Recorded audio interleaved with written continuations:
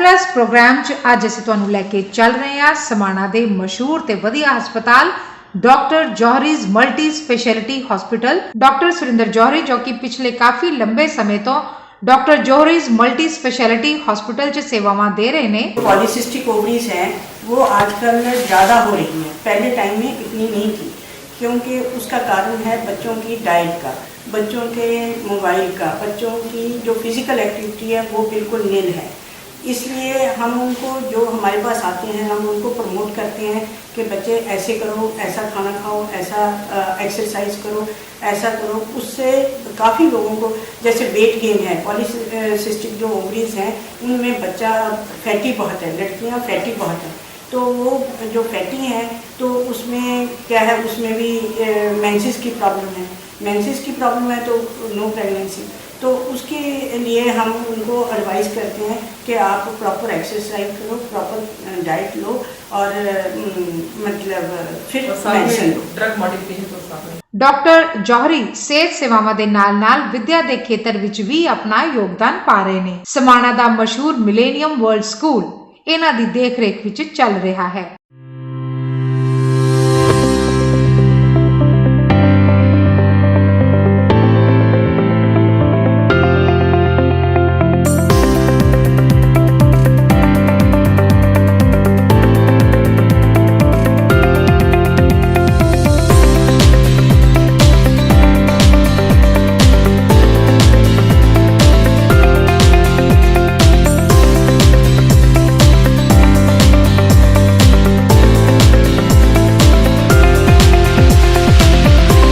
साडी Punjab plus की team ने इस हस्पताल के डॉक्टर रितु जौहरी जी नाल गलबात की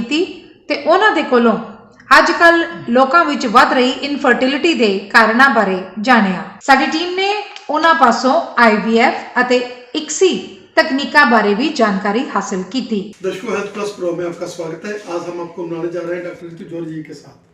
जो पिछले लंबे समय से अपनी सेवाएं दे रहे हैं, चाहे वो इनफर्टिलिटी का फील्ड हो, चाहे गैनी का फील्ड हो।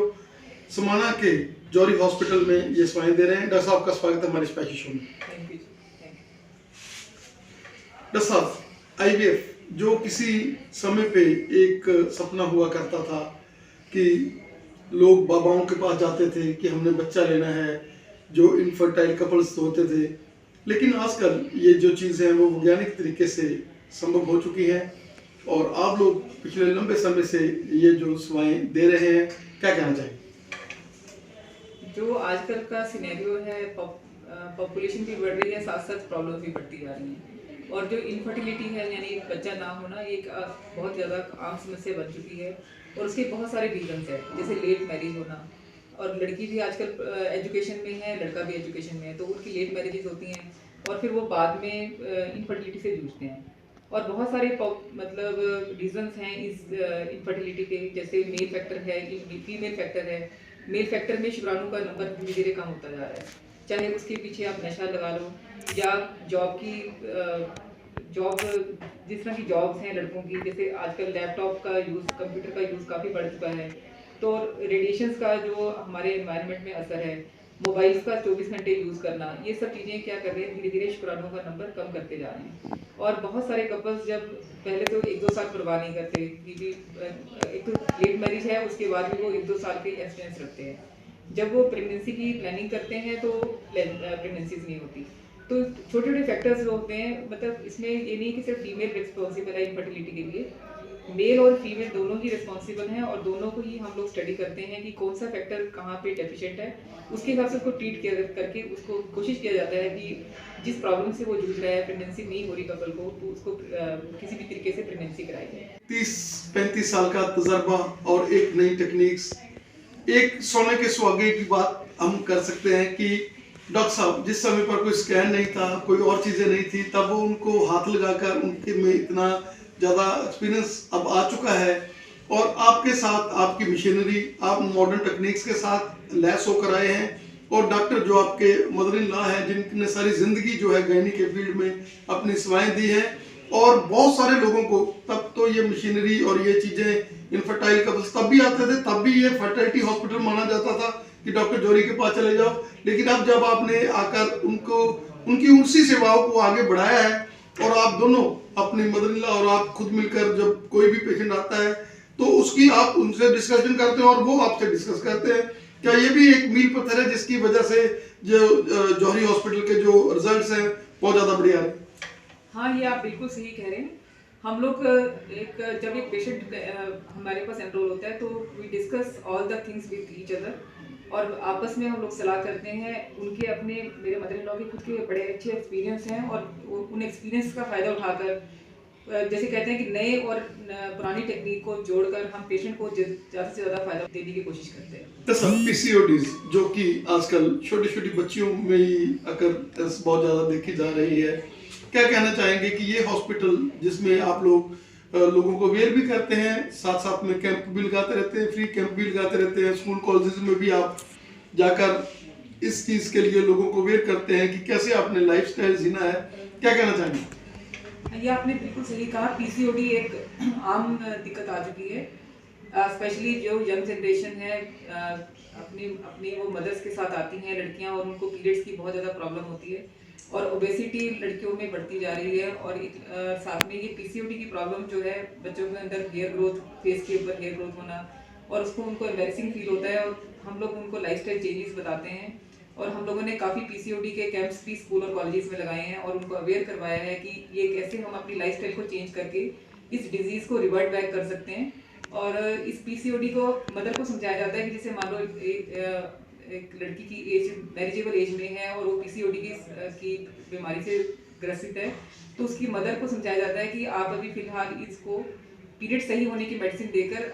जब आप इनकी मैरिज करेंगे तो आप ये बात ध्यान में रखिए कि इस बच्चे को आगे प्रेगनेंसी होने में दिक्कत आ सकती है। तो उसको ये सलाह दी जाती है ताकि वो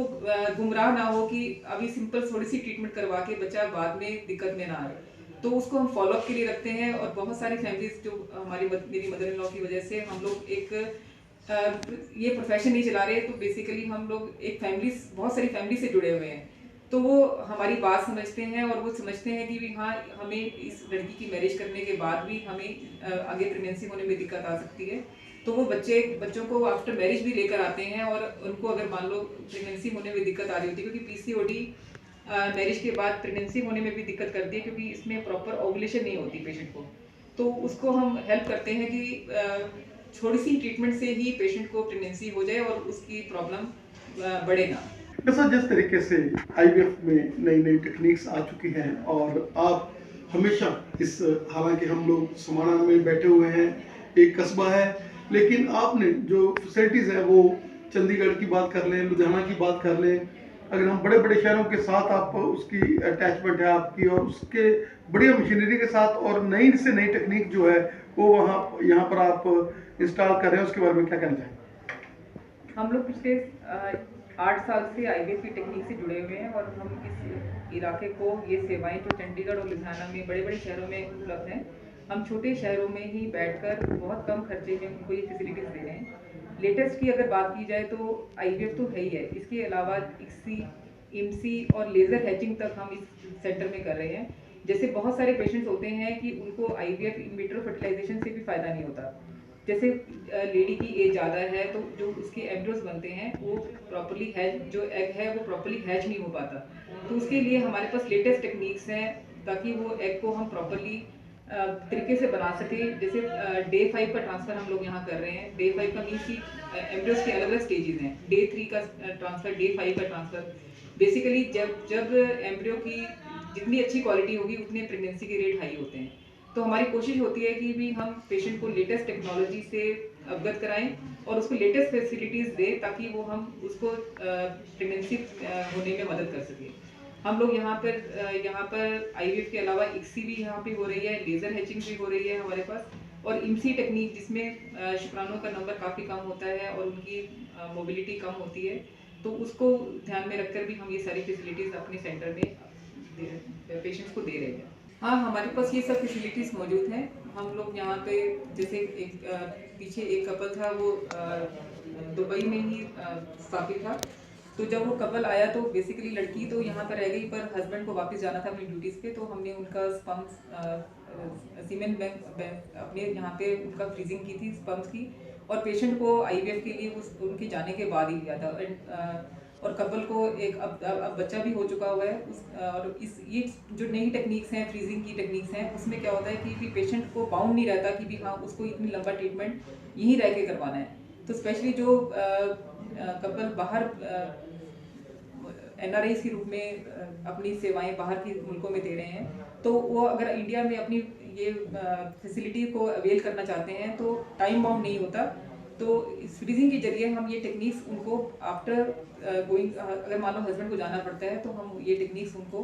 प्रोवाइड करा सकते हैं। यहाँ पे हम एम्ब्रियो फ्रीजिंग भी कर रहे हैं और जैसे मान लो किसी के हमने उसको असिस्टेड रिप्रोडक्टिव टेक्नोलॉजी का सहारा दिया और उसके बहुत सारे एम्ब्रियोस डेवलप हो गए, तो बाकी हम एम्ब्रियोस उसके फ्रीज कर लेते हैं और उसको ये मतलब ऑप्शन होती है कि वो उन एम्ब्रियोस को बाद में भी यूज़ कर सके for the times to come. एक तो प्रेगनेंसी अपने आप होना और एक आप अंडर ट्रीटमेंट हो, तो पेशेंट के अंदर, कपल के अंदर बहुत ज़्यादा प्रेशर होता है कि रिजल्ट क्या आएगा। तो कैरियर जो है ये अब आजकल के जो टाइम चल रहा है तो कैरियर मेकिंग भी इज़ अ बिग इशू, और साथ में जो इनफर्टिलिटी है वो इसका एक साइड इफेक्ट है कैरियर का। तो वन शुड हैव बैलेंस की yes, after the marriageable age should be 25 years, and the couple should understand that if they have got married and they want the pregnancy, they should complete their family as early as possible.